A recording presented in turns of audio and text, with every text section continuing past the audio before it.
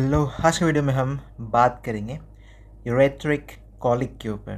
तो ये क्या होता है, इसका इम्पोर्टेंस बहुत ज़्यादा है क्लिनिकल्स में, क्योंकि बहुत सारे पेशेंट वार्ड में जब आते हैं, बिकॉज मैं सेकेंड ईयर में हूँ और मैंने एक दो पेशेंट तो देखे हैं इसके ऊपर ना, यूरेथ्रिक कॉलिक के ऊपर, कि पेशेंट के यूरेट्रा में स्टोन हो गया है तो उन्हें बहुत दर्द होता है। Okay, and this is very important for the first year MBBS clinicals also. Okay, खासकर एनाटॉमी का क्लिनिकल्स के लिए। So let's move forward into the video. तो सबसे पहले इसका दूसरा नाम रेनल कॉलिक भी है। ओके, तो इसमें एब्डोमिनल पेन होता है because of the obstruction of the this part. Okay, urethra का पार्ट में स्टोन जमा हो जाता है। For example this one. Okay, तो यहाँ आपको दिख सकता है कि यहाँ स्टोन जमा है। देन दिस में cause the pain in the patients. Okay, so the most frequent side अगर हम बोलेंगे तो एक जंक्शन होता है पेल्विक यूरेट्रिक जंक्शन में, ये यूरेट्रा का पार्ट है। Okay, this is the urethra का पार्ट एंड ये है पेल्विस। ओके, तो ये जहाँ जंक्शन मिलता है, इस जंक्शन को बोलते हैं पेल्वो यूरेट्रिक जंक्शन, और ये जंक्शन बहुत ज़्यादा पतला छोटा होता है। ओके, जिसका कारण यहाँ स्टोन आसानी से फंस सकता है और पेन कर सकता है। So this is about the ureteric और रेनल कॉलिक।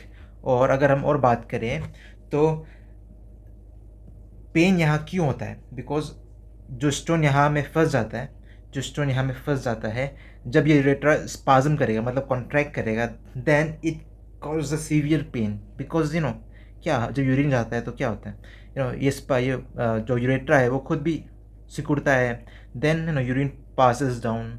सो अगर इसके बीच में स्टोन है, देन आप अगर अपने हाथों में एक स्टोन रख दें और उससे आप जोर से कोई इसको दबाएगा तो दर्द नहीं होगा, उसी तरह से इसके बीच में स्टोन आ जाता है। ओके, और जब यूरेट्रा यूरेट्रा में जब मरोड़ होता है, यानी कि कॉन्ट्रैक्शन होता है, देन वो पेन बहुत ज़्यादा होता है पेशेंट के लिए। ओके, तो ये पेन मेनली लोइन, तो ग्रोइन तो ये होता है। Okay, this is the groin area. Lion होता है जहाँ आपने अगर देखा हो एनिमल के, जहाँ से ना टेल निकलता है। ओके, पूंछ जहाँ से निकलती है, या हमारा भी पीछे में आप देखिएगा एक फूला हुआ पार्ट है हड्डी का बैक साइड में, जस्ट इसके पीछे।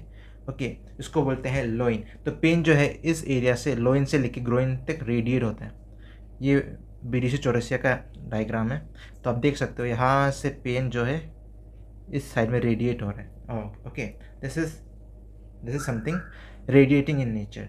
एंड जब हम बात करेंगे इस सबक्यूटेनियस पेन की, तो T11 से लेके L2 तक ये पेन रेडिएट होता है। T10 होता है हमारा नाभि का पार्ट। ओके, T10 होता है हमारा नाभि का पार्ट, और जो T11 होता है जिसके नीचे। ओके, और L2 मतलब हमारे थाई तक। ओके, यहाँ तक ये पेन रेडिएट करता है।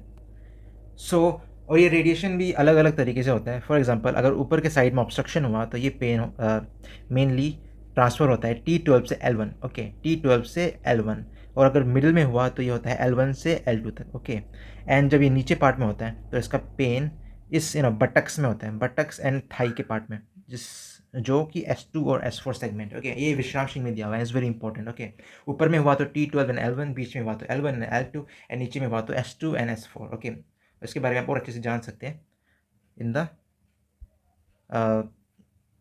सेगमेंट के बारे में आप देख लेना, उसमें क्या यूट्यूब में या फोटोज़ में। ओके, सो इसका हॉलमार्क क्या है, सॉरी यहाँ दिख नहीं रहा होगा। The hallmark of this pain is ureteric colic is the pain. Okay, pain बहुत ज़्यादा होगा, और कभी कभी पेशेंट का यूरिन भी नहीं निकलता, बिकॉज यूरिन के पेथ में तो ऑब्स्ट्रक्शन हो गया ना, जहाँ ऑब्स्ट्रक्शन है व्हाट कैन हैपन। ओके, वहाँ से यूरिन नहीं निकलेगा। Okay, so this area is common, and nausea and vomiting भी होता है पेशेंट को। ओके, और कभी कभी पेशेंट के सुसु से खून भी निकल सकता है। ओके, और इसे मैनेज किया जाए। अगर वॉमिटिंग एंड ये सब कॉमन है, ऑफकोर्स फ्लूइड लॉस होगा ना, तो फ्लूइड को रिप्लेस करना पड़ेगा, सलाइन डालना पड़ेगा। This is one of the thing for the ureteric colic. Okay, hydration proper रखना पड़ेगा पेशेंट का। ओके, और ज़्यादातर देखा गया है कि अगर स्टोन का साइज 4 मिलीमीटर तक कम है तो अपने आप ही यूरिन के थ्रू निकल जाता है। अगर कहीं ज़्यादा बड़ा है, देन इसके लिए हमें मेडिकेशन